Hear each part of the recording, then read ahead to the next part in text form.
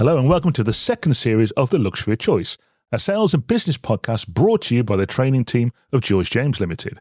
My name is Steve Vaughan. I'm a senior sales trainer at George James, and I'm also the host and producer of this podcast. And we're back after our summer break, and today I'm joined by my two colleagues, Prue Layton and Jane Green. So Prue, Jane, how was your summers? Summers. One summer, two people. Well, yeah, it seems to have come and gone. I'm actually looking forward to my summer still, so off on holiday soon. Oh, we hate to somewhere warm. We definitely so looking forward to that. Sounds good. How about you, Prue? That's a really interesting question to start the second series, Steve. How was my summer? I'm waiting for it. I'm still waiting for the summer to happen here in sunny Wales. The calendar's lying as far as I'm concerned. So it's not really September, yeah. No, yeah. But I don't travel during the classic summer break, so tend to stay at home and wait for all of those children to go back to school, so Good I can, plan. a bit like Jane, travel then. Oh, I'm very jealous. We're not going anywhere. So there's a reason Wales is so green, of course. Yes, there is a reason that Wales is so green, and it's so green right now. You couldn't believe it, Steve. Yeah, I bet so.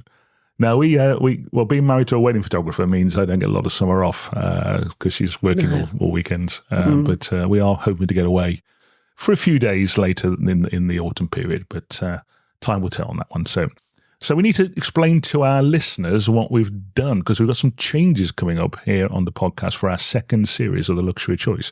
The first one you will have noticed actually is we've got some new music.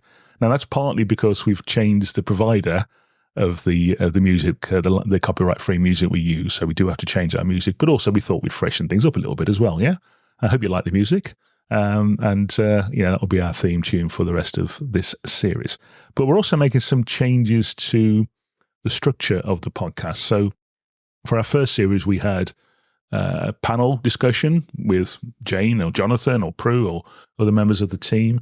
And then we would have a guest as a sort of mid-month show. Now, we will still have a guest from time to time, but actually what we're going to do is move more to having content that's kind of split between things that we think salespeople will find of interest and value, and then content for the mid-month show that we think sales managers will find of interest and value. Now, of course, you can listen to whatever episode you want, dear listener, please do. But that's kind of how we're structuring it moving forward. So looking at the kind of topics we're going to talk about moving forward. So, for example, for the salespeople, we've got topics such as how do I cope with year-end pressure? Obviously, sales managers will find that useful as well. How do I fit everything in? There's not enough time. How do I cope with my massive territory? And how do I prepare for a day in the field with my boss? So all those are going to be coming up over the next few weeks and months. And for the sales managers, we've got episodes around topics such as, I'm a new manager. I've just been promoted from the team. How do I cope? How do I give feedback to my team? How do I develop my team? And many more. But of course, dear listener, we'd also love to hear from you of any episodes or any topics you'd like us to move on to. We do want this to be much more sort of, how do I do something? Our first series has been very much around the sales process. This is much more help. I've got this issue. I've got this challenge. And that really sets up what we're going to do today.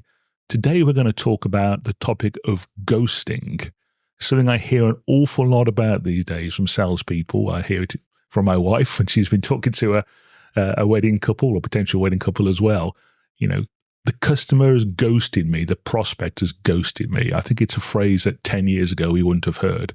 But what do we mean by ghosting? So when we hear a salesperson say, the customer is ghosting me, what do we mean by that? Who would like to take that one on first? We'll let Jane go. I'm nodding. Go for it, Jane.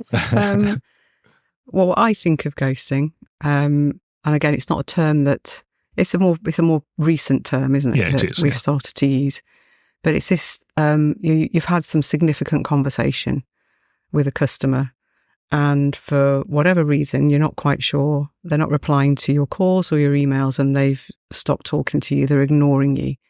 They're ignoring your reach outs. That's what I would interpret when somebody says to me, I'm being ghosted by my customer. So for whatever reason, we think that the customer, we've done something, we've sent them an email, we've had a meeting, we've had a call, and we've got the expectation of some response from that customer. Is that right, Prue? Yeah, I think the first time, and I'm not going to tiptoe around it being a recent expression, a young person, younger than me, mentioned it to me.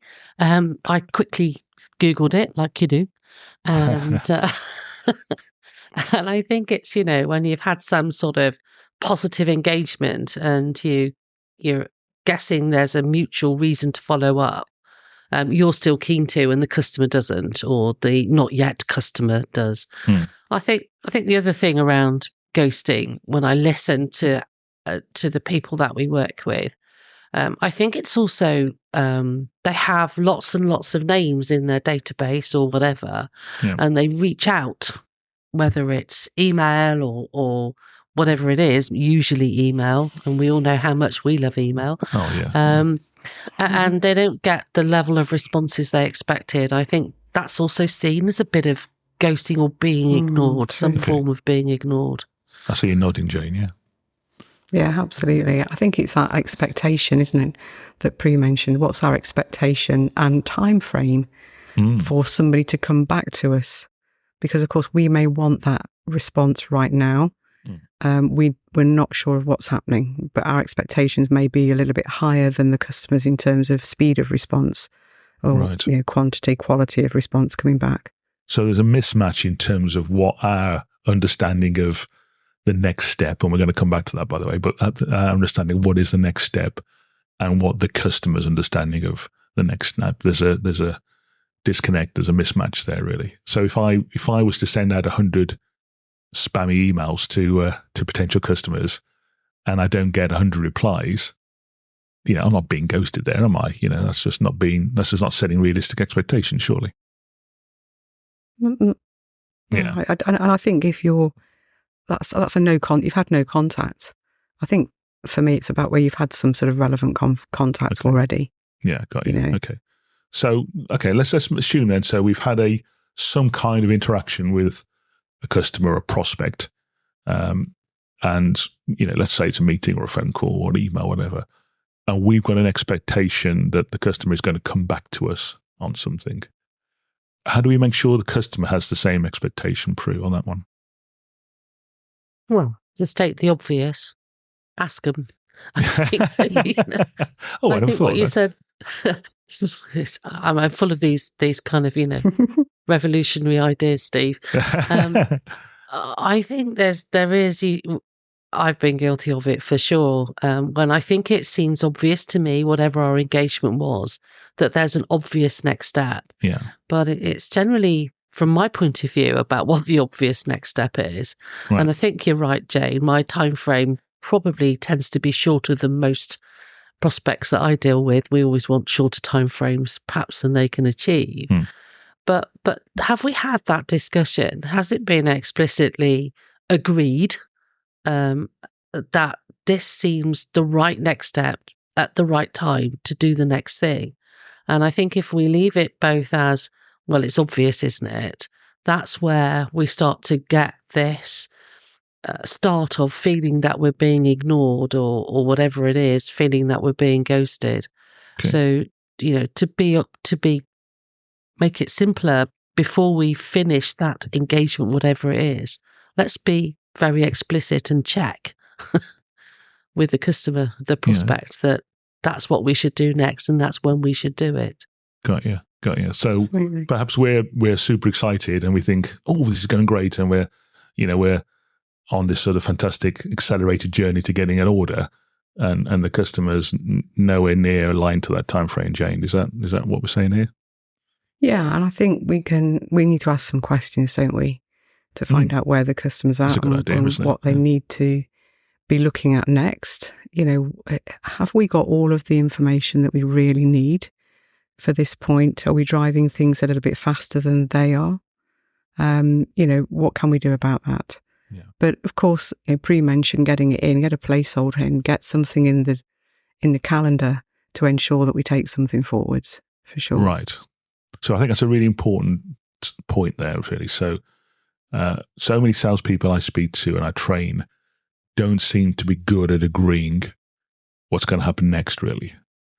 And, they have a nice meeting with the customer and they shake hands, and then they spend ages and ages and ages emailing them saying, oh, can we have another meeting? Or can we do this? Or, or can I come and do a demo? Or can I bring my sales manager in?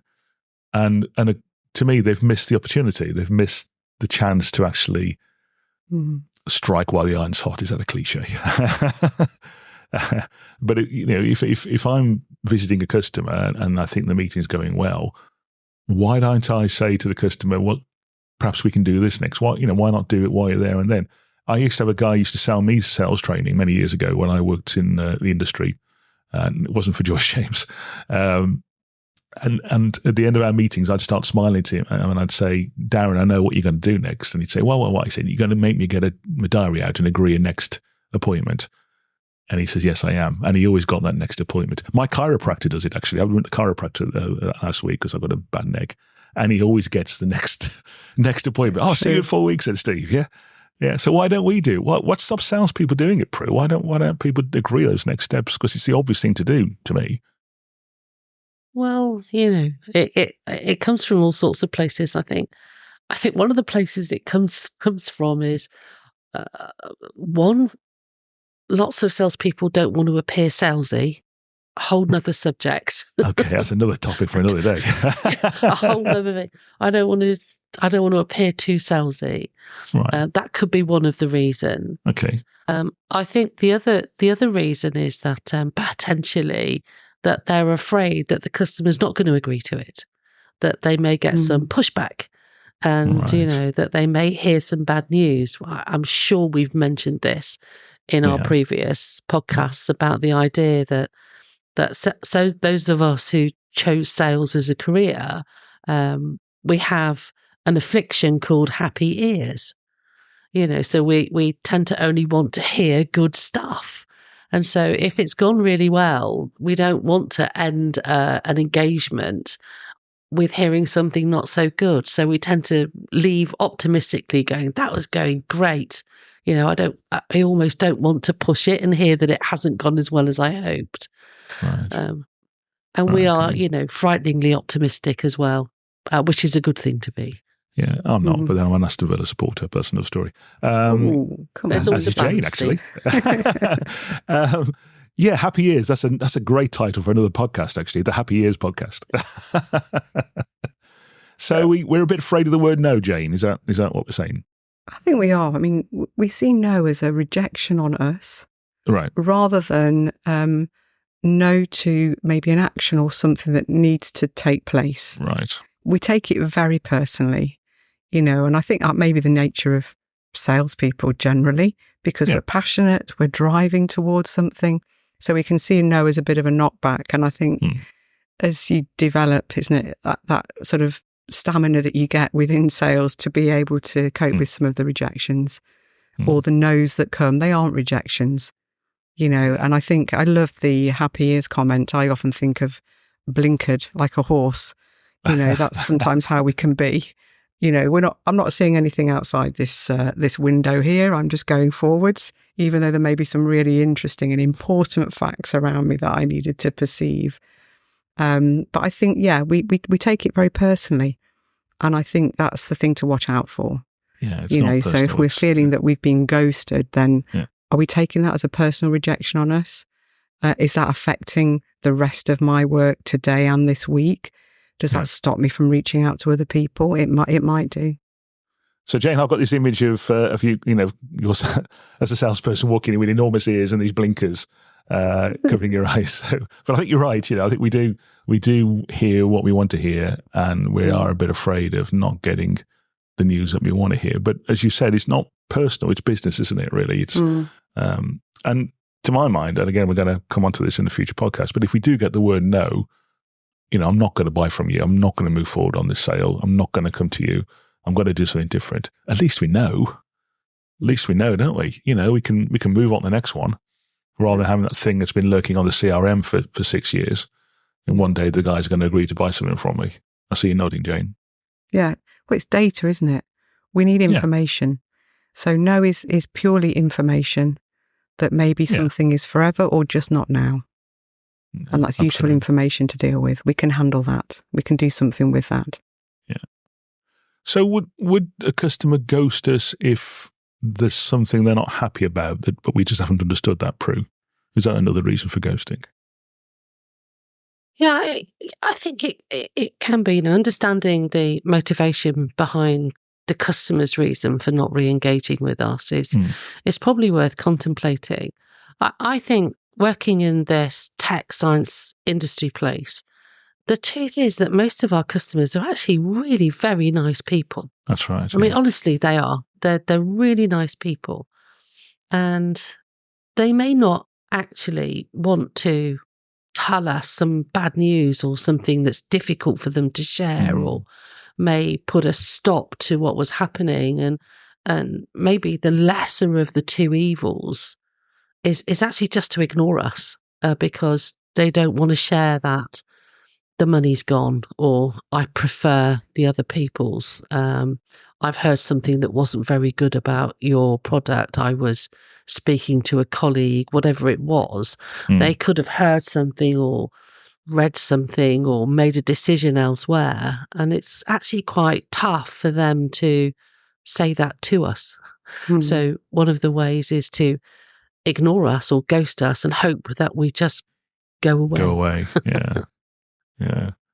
So people just don't want to give us bad news, and really, or it could be, as you say, that there's something that they're not sure about and they're a bit concerned about, and we haven't understood that in the sales call that we've had, or Jane for that matter. Yeah. Yeah, they might think it's a bit rude to sort of challenge something that we've said or stated, and we weren't convincing, or we didn't really listen very well to them and didn't answer a concern that they had. And they sort of think, oh, well, I'll brush over that. I don't want to put them on the spot. Especially if they've seen something from another supplier that just looked so much better. It's not nice to say, I don't think yours is quite as good. I mean, who would like to say that to somebody? Yeah. Some ways it's better to leave it unsaid, isn't it? I guess that's right, yeah. Though I think as salespeople, we'd rather hear the truth, I think, even though it's painful. We have to hear the truth. Whether we like that truth or not. Well, that's right, but at least we know, don't we? Again, we're back to this sort of, we're dealing with the word no, really, at least we know. So, okay, so we've explored, what ghosting is, why it can happen, really. What can we do as salespeople to minimize being ghosted? How do we, we're never going to prevent it, clearly, from what we've just said, but how do we minimize the chances of us being ghosted by a prospect or a potential customer? What are the things we can do? Jane, what are your thoughts? So I think back, to the early stages of, when you're dealing with that customer right at the beginning. And we've talked about it, get a lot of information as early as possible. We talk about qualification a lot. Do we know all of the people? Are we speaking to all of the people that would need to be involved, within this? Because if one person is finding it difficult to tell us a little bit of information, maybe it's because, they're having to get that information from somebody else. So great point. Let's find out in the early stages, when we qualify, who all of the people that would need to be involved in the process for this potential order, this piece of equipment that they are looking to buy. Really helpful to get that information at the early doors, right at the beginning. And Prue, you've got a great phrase on this about a data point, which you used in a training course recently, which I love. So do you want to share that with the listener? I think it's a great analogy. Yeah, I think that we often enter into early stage discussions with a single person. Somebody has reached out to us, or we found somebody. And if they say stuff that's great and exciting and happy, we tend to only speak to that person. So I think of it in a scientific way, that we take a single data point. In terms of what's going to happen, we've got one data point. As scientists, as technical people, we would never base any theory or any outcome on a single data point. It's really dangerous because we can make it anything we like. So the idea is early, as you say, Jane, but throughout any engagement when you're managing a sales opportunity, is to take as many data points from as many people as possible. And what that does is gives us a really accurate idea, a more accurate idea of what's important and what's going to happen. So, go and speak to lots of people, especially if you feel reluctant to speak to somebody. You think, oh, I'm not sure. There should be a little voice in your brain that goes, it's really important I get hold of that person, because your reluctance can sort of overwhelm you. Oh, they're too hard to speak to. I don't know what I'm going to say when I get there. They'll probably not agree to see me. It's like, those should be triggers to go, right, I really need to see that person. I really need to make an effort. Fantastic. Because, we'll find we'll find this route of least resistance if left to our own devices. So, absolutely. Yeah. I love the analogy about the data point. I mean, I used to love a single data point when I was at university, because I could always make it go through the origin. When you've got scattering of data points all over it, you try to fit a straight line through it. But that's another topic. So just sort of computing that through into what that means in practice, if we're, let's say, working with a pharmaceutical company, let's say, as a potential customer or prospect, and the guy in the lab says, yeah, I really would like one of these. I'd love to get one in before Christmas. He's not the only person that's going to be involved in that, Jane, is he really? There's going to be lots of other people, or she for that matter, lots of other people that's going to be involved in Absolutely. that. So who are the kind of people that we could potentially go to and get more information in that kind of company? Where should we be looking? So, if you're speaking to a very enthusiastic sort of scientist end user, the person that's going to be using it, they're excited about using the product. They may well have a team leader, somebody that signs off any technical purchase, particularly in a pharmaceutical company. There may be some sort of high level agreement. Does this align with them? But of course, purchasing are going to be very heavily involved. Absolutely. There's going to be a lot more people than just the end user. And what I like to think as well is there's somebody that we know in there that could be a real kind of somebody that champions us, somebody that's kind of got our backs, somebody that's on side with us. Talk to that person, talk to the person we know as well, to say, hey, I'm dealing with, Dr. such and such in department XYZ, and just find out a little bit more about, what's happening in the company. So people that would be related to that project, but if you've got somebody else that in that company, have a conversation too, find out how the land lies. Some great points there. And the idea of having a coach, as we call it, or a buddy on the inside, somebody who's your best friend, somebody that's your fan as a supplier and as a person, is so important when you're selling to complex organizations. And that's another topic for another day. Having somebody that we can ring up and say, hey Jane, I've just been to see Prue in the lab, and she says that she thinks she's going to get some money by year end. Is that what you understand? Have you heard that? Fabulous to have somebody you can have that kind of conversation with as well. But you also mentioned those scary people in purchasing, those people that we try and avoid, or unfortunately too many salespeople do try and avoid. And again, we've got an episode coming up on the importance of purchasing. But I've never been thrown out of a building by asking to see somebody in purchasing when I've had a first meeting with a customer. Yeah, I see you're nodding your head, Prue. Yeah. Yeah, I think that I think they're just people doing a great job for their organisation. Any organisation functions with having lots of people with expertise and knowledge and influence. And within the lab environment, then what we've got is people who have technical, scientific knowledge and experience. But if we want that organisation to part with some money our way, there's also another group that are going to have knowledge, experience and influence somewhere else, and they're generally in purchasing.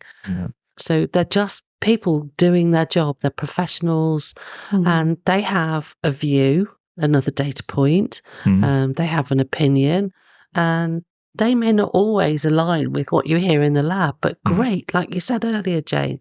We need to scatter our questioning wide within an organisation to really truly understand their timescale and all the other important things. Yeah. We talked about pharmaceutical companies, pharmaceutical companies have strategic alliances typically at incredibly high levels because they're global organizations and they want some kind of consistency and streamlining within their own organization.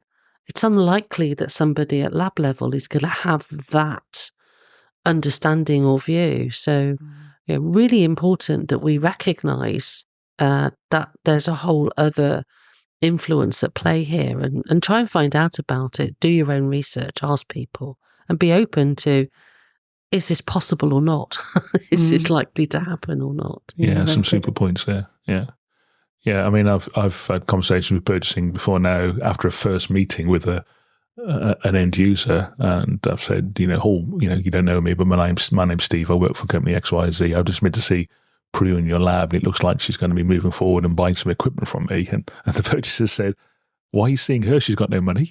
Or did you not know that we've got a sole supply agreement with your competitor? And it's, you don't want to hear it, but you need to hear it, don't you? Let's be honest.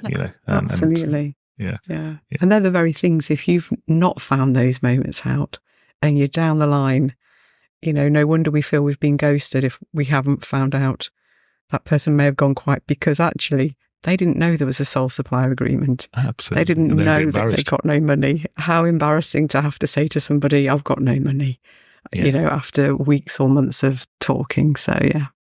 Fabulous. Yeah, absolutely right. Yeah.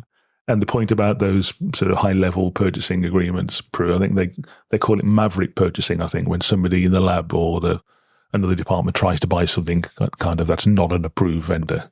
Purchasing people hate all that, really. And we have to understand that, don't we? We have to know what the situation is. Okay, so... It's still not a no, though. Yeah, it's a good point, actually. If you come across that, it's still not a no. No, it just means you've got more work to do. You've got more work to do. Yeah. So don't just go, well, there's no point. Yeah. There's always a point, but there is also a time where we have to recognise. Yeah. Great. So let's sum up where we got to. And so we've talked about ghosting as a phenomenon. I can't say that word. The reason it happens. How do we prevent it? I think perhaps just to wrap up on that then. So what would you think is best practice then? So I've had a first meeting with one of you two or both of you two as potential customers. And I think it's gone well. How do we then minimize the risk that the next interaction will be the customer will be one way? In other words, me trying to get the customer to respond. What are you guys to respond to me? What are the things we need to do as sort of a best practice? I'll let you start with that one, Jane. For me, certainly, if we feel it's gone well, let's try and find out if the customer feels it's gone well. Let's ask some questions. Are you happy with what we've discussed, where we've come to? And of course, if they're not, they're likely to say something at that moment, and then agree to some sort of next step. Get some commitment to next step from the customer. Anything else they need to find out, and then get something in the diary. Make sure that those actions are clear for both parties. We could always try and close them, can't we? Yeah. It doesn't necessarily mean close them for the sale, but so you and I did a webinar on LinkedIn, didn't we, a few weeks ago? And it's still on our LinkedIn page on how to close more sales. And one of the first things on that was agree the next step, and that's the type of close, isn't it? We're going to. What is anything you're concerned about at this stage, Mr. Customer? Are you happy with what we've done so far? What would you like to do next? Yeah, and get it in the schedule, Prue. Yeah. Yeah, and I really like your what would you like to do next? A lot of very classic sales tomes will say, if you do that, I'll do this, and let's meet again then. And try to sort of walk a customer into a certain time frame and a certain moving forwards. And I think, to pick up the maverick word, I think to stand out for the right reasons is to actually say to the customer, so, you're happy with what we've discussed, how far we've got. So what do you think should happen next? Love that. If you start to feel the customer's timeline, their sense of urgency or otherwise, and when do you think, when would be a good idea to book that in? And, the really lovely third open question is, who else do you think would be involved? Brilliant. Because we often get that real uncomfortableness of feeling, oh, we need to get their boss involved. And we feel really awkward about how to do that. And I think, to get the customer to say what they think is going to happen next, when it is, and who might benefit from being there, it actually puts a little bit of responsibility on the customer to confirm timelines, who and what. And again, there's a whole risk you might hear what you didn't want to hear. You're going quarter end and they're going, well, we'll leave it for a couple of months because I need to get so and so involved, or I need to do this. At least we know. We take too much responsibility. Is that the word I'm looking for? The onus tends to be on us to steer this ship. And I quite like to hand the steering wheel over to the customer a bit and go, hey, where do you want to take this? And what do you think we should do next? And, what a great analogy. Why is that important to you? And then we start to really feel about how this is going. And I think it's a good strategy, and it will make you feel, it'll make you be a bit different than some of the other salespeople they may be engaging with. And for those of you who don't like being too salesy, it's a slightly less salesy approach by sort of giving the customer the options. Love that. Yeah, and we don't let our short-term commercial pressures get in the way of actually the normal flow of business, just because we want it by this quarter, or our boss probably wants it by this quarter. If that isn't the natural flow of this project, we shouldn't try and force it into it, really. And the risk is that the risk is always bad of, we can encourage, motivate, and be enthusiastic to get things to happen more quickly. That's fine. But trying to shoehorn a customer into our pressured time frame it's not good. And why do we do that? Go back to, because we haven't got enough prospects. We're on this circle again. These things keep coming up, don't they? It's common themes, yeah. So not enough prospects, and short-term pressure. We have got a show coming up before year end, funnily enough, about how do we cope with year end pressure. So make sure you subscribe to the show, dear listener. So Jane Prue, great discussion today. Any final topic or any final thoughts on ghosting before we wrap up? Have we missed anything? Are we no longer afraid of ghosts? I am afraid of ghosts, but I don't believe they exist. I hear this phrase often, and I do share it about not taking this rejection personally. I've been in this business a long time. I still take every rejection personally. Yeah, me too. The truth is that my normal reaction is to take it personally. But what I've learned to do is then to just think about that and go, okay, I've accepted that I'm taking it personally, but let's be more objective about this, because it's very easy to say it's not personal, it's business. But we are the representative of our organisation, and we're passionate and we care. Yeah. So I still take it personally, but I can deal with it better. Me too. Your last thoughts, Jane? Yeah, well, on that, it's that time. Somebody said no, or they've ignored us. It's time to. I used to think of it when my children used to fall over in the garden all the time, and the more attention I paid to them, the more they would cry. So, and it would be a time to just get yourself, sometimes dust yourself off and realise, okay, that has happened. Maybe I've taken that personally. What do I need to do? Is there anything I can do differently next time that may change an outcome? And sort of get myself up and dust myself off and keep moving forwards. It's like the centre forward that's just missed the open goal, well, there's another one going to come along in 5 minutes, don't dwell on it, get yourself ready for it. That's mixing analogies and metaphors way too much probably, but still. Yeah, sorry. It could have been cricket, but then we would have lost all of our American listeners if we did on that.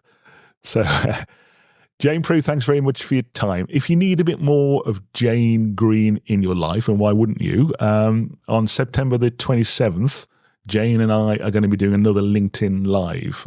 It'll be on the George James LinkedIn page, and it's around a topic which is going to be very relevant for anybody in the UK that's planning to do any of these shows that are coming up in November. So it's how do we work professionally on an exhibition stand? The do's and don'ts of working in an exhibition booth. So that's a LinkedIn Live, our second LinkedIn Live.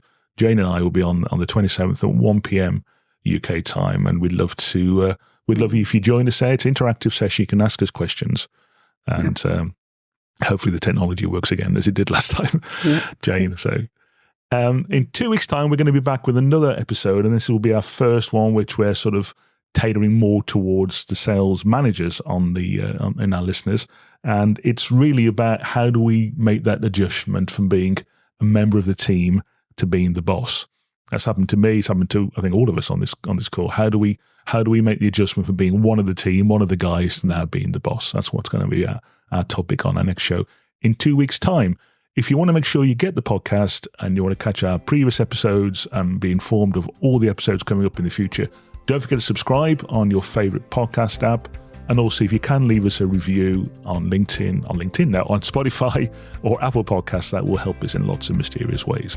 We'll be back again in 2 weeks' time. In the meantime, happy selling out there, and thanks for listening.